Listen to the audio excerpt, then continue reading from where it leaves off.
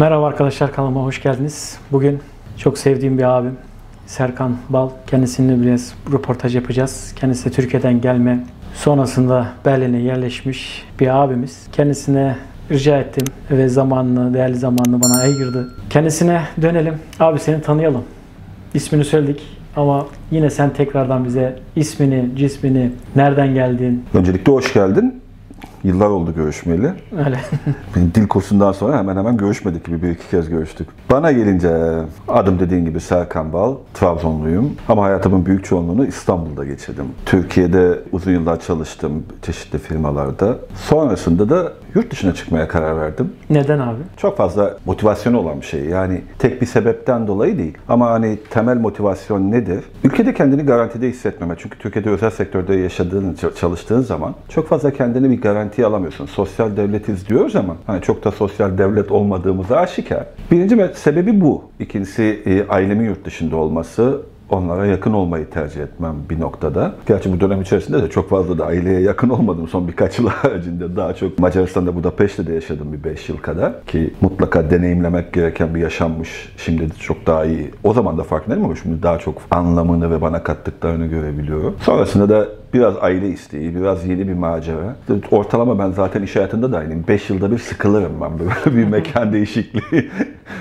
Ben istemesem bile benim mekanı değiştirtirler bana. Ondan sonra da bir Berlin maceramız var. Burada da 5 yıla yaklaştı. Bakalım buradan nereye gidiyoruz ben de çok merak ediyorum. Memnun musun buraya geldiğinde? Şöyle söyleyeyim, yurt dışına çıktığıma çok memnunum. Kişisel olarak bana çok şey kattığını düşünüyorum. Hayata bakışımı çok fazla değiştirdi. Çok artı değerler getirdi ama bazı değerlerin tabii ki eksikliğini de hissediyorsun.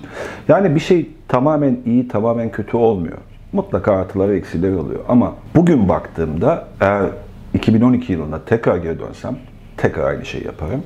Farklı yapacağım noktalar mutlaka var ama yine aynı şeyi yaparım. Yani Türkiye'de kalmak istemem. Peki abi, Almanya serüvenin nasıl başladı? Nasıl geldin? Aslında benim Almanya serüvenim çok ilginç. Ben doğduğum zaman zaten Almanya'daydık aile olarak. Ama 2 yaşındayken babam Türkiye'deki rahat yaşamı, o zamanki rahat yaşamı tercih etti. Alışamadılar bir ihtimal. Annem de alışamadı. İkisine de sorarsan ikisi de birbirini suçluyor.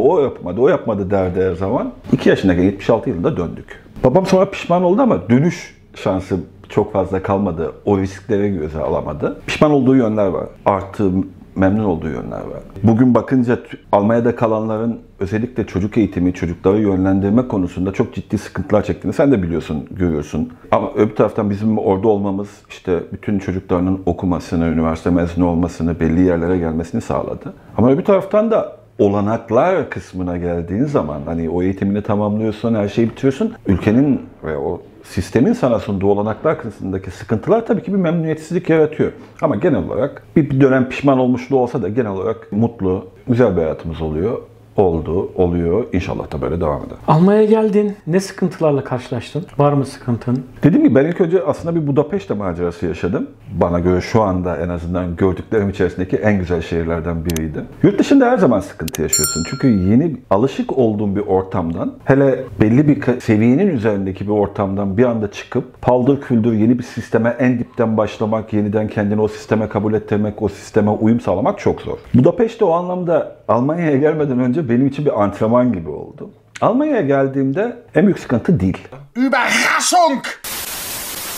Yani biraz İngilizcem olsa da Almancayı bilmediğin zaman biliyorsun Almanya'da çok fazla bir hayallerini gerçekleştirebilme, ideallerini gerçekleştirebilme şansın olmuyor. Bayağı bir maceralı oturum, işimiz oldu ve bu dönem içerisinde yasaların sana dayatması veya yasaların seni zorladığı belli şeylere mahkum kalma, belli iş yerlerine, belli iş kollarına mahkum kalma aslında ciddi bir bedel ödetiyor buraya gelen insana. Benim tarzımda evlilikle yolları bulabilmek, onları keşfedebilmek en büyük sıkıntı bu. Sonrasında beklentilerinle değişen işte iş, sosyal çevre, eğitim falan bu tip konularda hele bilmiyorsan çok fazla sıkıntı çekiyorsun.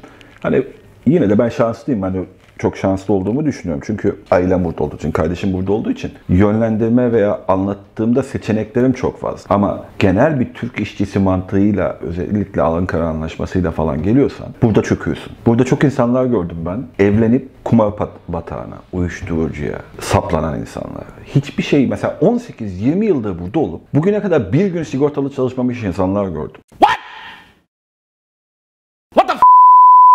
Sosyal yardımla geçinen, o aldığı sosyal yardımı da kumar makinelerine atan, içkiye yatıran, uyuşturucuya yatıran insanlar gördüm. Böyle baktığında ben hiçbir sıkıntı çekmemişim.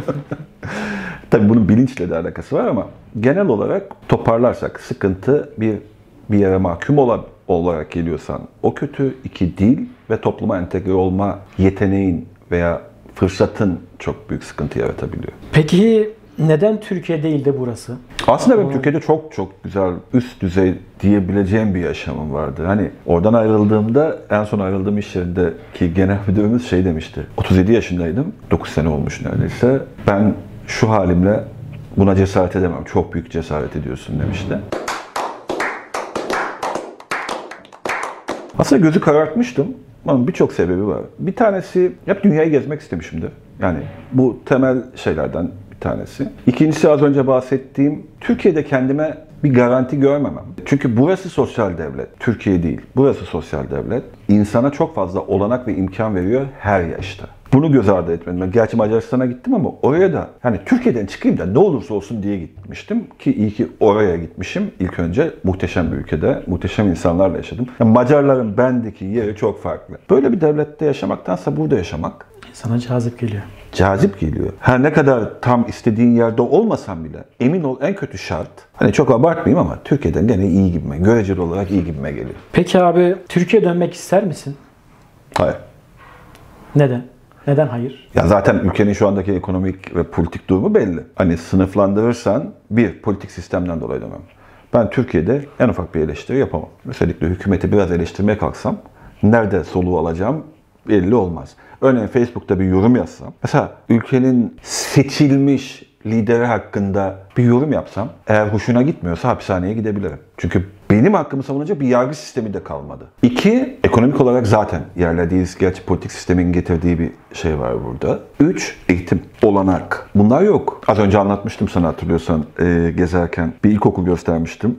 Eğer yayında onu da göstersen orada da söylediğim gibi. Burada insanlar okula başladıklarında o çocuklar eğitilmeye başlıyor. Kırmızı ışıkta geçmemesi gerektiğini bazen yuvada, çocuk yuvasında ama ilkokulda da ikinci sınıfta ilk önce bunları öğreniyor. Metroyu nasıl kullanacağını, buradaki söylemiyle O-Bahn'ı nasıl kullanacağını, S-Bahn'ı nasıl kullanacağını, otobüste nelere dikkat etmesi gerektiğini, yemek yerken neye dikkat etmesi gerektiğini okulda öğreniyor. Yalnızca ailesi öğretmiyor. Yani toplumu belli bir anlamda eğitiyor. Bunu bazen eleştirebilirsin. Tek tip insan yaratıyor diye. Ama ben burada da zaten sen de görmemişsin. Tek tip insan hiç görmedim. Özgürlük var burada. Türkiye'de bunu bulamıyorsun. Ben şimdi kendi eğitim hayatımı hatırlıyorum. Az dayak yemedik. Ah!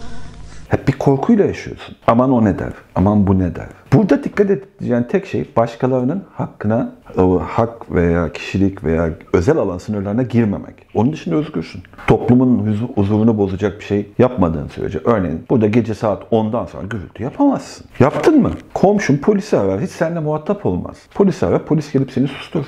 Polis gelip seni susturur derken dövmez. Hapse de atmaz. Sus yoksa ceza yiyeceksin der sana. Bir daha yaparsan cezayı yersin. Zaten ondan sonra da bir daha yapmak istemezsin. Burada kırmızı ışıkta geçemezsin. Hava ısrarla geçmek isteyen, özellikle yabancılar, Türkler, Araplar en fazla bir ya da iki defa geçebiliyor. Sen de biliyorsun. Sonra ehliyeti bir kaybediyor. Sonra onu idiot okulu diyoruz biz burada. Psikolojik tedaviye gönderiyorlar. Sen nasıl bir ruh haline sahipsin? Şimdi böyle bir sistemden Türkiye'deki sistemsizliğe git. Türkiye'de yaya geçtiğinde geçmek için bile korkuyorsun. Düşün biz hala burada o korkuyu yaşıyoruz. Sen de yaşıyorsundur. Kırmızı ışıkta genelde böyle bir yola bakıyoruz. Veya acaba yaya geçidindeyiz birisi geçer mi? Ya, gerçi benim en büyük bakma korkum acaba bir Türk ya da Arap buradan hızlı geçer mi? Yaya geçtiğinde yaya olmadığına dikkat eder mi? Bundan dolayı Türkiye'ye dönmem. Yani ne bana olanak sunuyor, ne bir fırsat var, ne hakkımı arayacağım bir sistem var. Ki yani göreceli olarak bazı şeyler çok iyi diyoruz ama ne bir doğru düzgün sağlık sistemi işliyor, ne doğru zaten bir eğitim sisteminden bahsetmek zaten artık mümkün değil. Hani kaç kere değiştiğini hepimiz unuttuk. Yani Başındakiler de unuttun. Sistemin ne olduğunu tarif edebilecek kimse yok. Böyle bir sistemde niye yaşayacaksın? Mücadele edelim ki bir dönem hani siyaset yaptığımda çok düşündüğüm bir şeydi. Mücadele ediyorsun. Bir taş koyabildiğine mutlu olacağın anda bile bir bakıyorsun o taşı değiştiriyorlar. Partilerin içindeki yönetim değişiklikleri bile bütün anlayışı değiştirebiliyor. Yani sen bir taş koymaya kalkıyorsun. Senin taşın kaderi her belediye seçiminde değişen kaldırım taşından ibaret, yani farklı bir şey değil. O yüzden Türkiye'ye dönmeyi şu an için düşünmüyorum. Ama bunu söylerken ülkemi seviyor muyum? Memleketimi seviyor muyum? Seviyorum. Halkımı seviyor muyum? Seviyorum. Çok farklı özelliklerimiz var. Çok güzel bir ülkemiz var. Ama genel olarak ülkemize de, toplumumuza da hep ihanet etmekle meşgul olduğumuz için ne o güzelliklerin farkına varabiliyoruz veya en azından çok az veya çok küçük bir kesim bunun farkına varabiliyor ve onu değerlendirme yoluna gidiyor. Onunla da bir sürü zorlukla karşılaşıyorsun. Artık belli bir aşamadan sonra da o zorluğu çekmek istemiyorsun. Burada da zorluk çekiyoruz ama bambaşka bir ülkede bambaşka bir şey yaşıyoruz. Mesela burada kışın Karadeniz gibi bir yerde orman yangını çıkmaz. Mümkün değil. Zaten burada orman yangını da kolay çıkmıyor da sonra dönüp baktığında ağaçların yerine evlerin veya otellerin yaptığını görmüyorsun.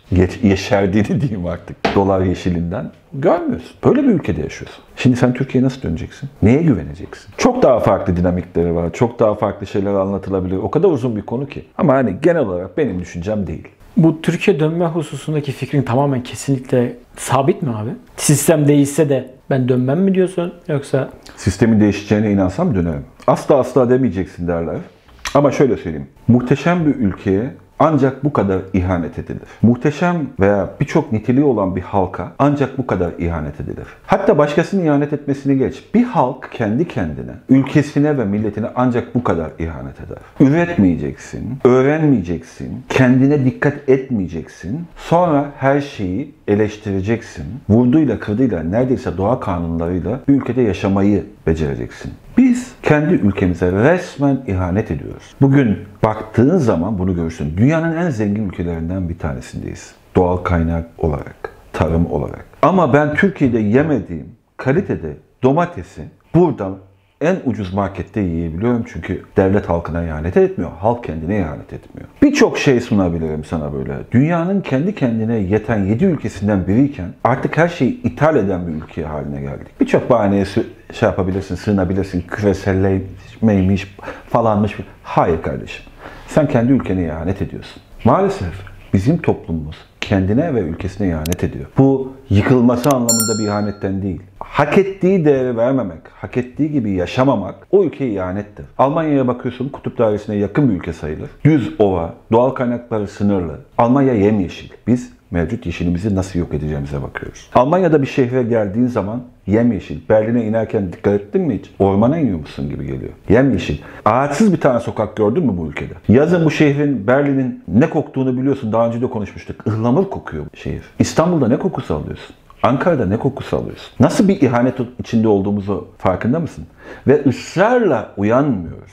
Gerçi uyanmamız da beklenemez. Çünkü biz demokrasiyi de, yönetmeyi de, yaşamayı da çok dar kalıplara sığdırmışız. Eğitilmemiş bir halka demokrasiyi verdiğinde sonuç gene diktatörlük olur. Zaten bugün bunu yaşıyoruz. Maalesef eğitim hamlelerini de dış baskılarla yok komünisti, yok faşisti diye ülke enstitüleri gibi o Cumhuriyet'in ilk dönemindeki eğitim hamlelerini, halkı belli bir seviyeye getirme hamlelerini de yok etmişiz. Zaten bana sorarsan bugüne kadar da biraz onların sayesinde ayakta durmuş. Bundan sonra çok zor. Yeni nesil kamplaştırılmış, zaten bunu çok isteyen, kindar nesil yetiştirmek isteyen bir yönetim tarafından yaklaşık 20 yıldır yönetiliyor. Unutmayacaksın. Kindar olacaksın. Neyin kindarın oluyorsun? Kime karşı kindar oluyorsun? Bu ülkeye ihanet etmek değil de nedir? Yani ülkeye ihanet etmek için illa yabancı birine ülkenin sırlarını vermek mi gerekiyor? Ülkeni iyi yönetmezsen zaten ihanet ediyorsun. Kendi çıkarın için yönetiyorsan zaten ihanet ediyorsun. İhanet budur.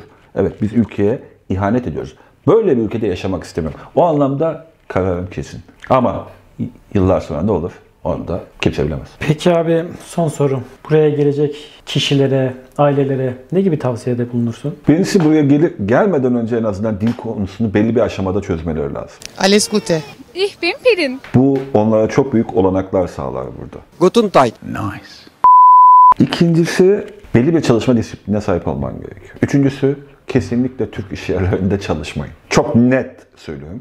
Çünkü buradaki birinci, ikinci, üçüncü, beşinci kuşak fark etmiyor. İlk kuşaklar biraz daha iyiydi ama son kuşaklar tamamen paraya endeksli. Birçoğu bu ülkenin sunduğu olanakların farkında bile değil. Şimdi burada sen de biliyorsun hangi yaşta olursan ol, gelip bir meslek yapabiliyorsun. Mesela sen ne okuyorsun? Rehberlik okuyorsun. Bir başkası başka bir şey okuyabiliyor. Hem çalışıp hem bunu sana devlet sunabiliyor. Ama bizim ülkemizde böyle bir şey yok. Buraya geldiği zaman eğer kendi mesleğini yapamayacaksa bile ilk işi burada bir Ausbildung dediğimiz o eğitimi almak, bir meslek seçmek. Çünkü öbür türlü asgari ücrete, hatta Türklerin yanına gittiğinde asgari ücretin altına razı olursun. Bu da sana yalnızca işkence. Yine iyi ama bir işkence sağlar. Buraya gelirken amaç para kazanmak olmamalı. Farklı bir hayat yaşamak, farklı bir deneyim yaşamak, hayat standartlarını daha ileri taşıyabilmek, kendini geliştirebilmek olmalı. Ben para kazanacağım. Türkiye'de para kazanamıyorum. Bu da çok az. İşte gelme kardeşim. Orada kal. Orada kal. Buradaki sisteme uymayacaksan orada kal. Yoksa burada bizim de hayatımızı zorlaştırıyorsun. Yalnızca Almanların değil, bizim de hayatımızı çok fena zorlaştırıyorsun. Çok teşekkür ederim abi.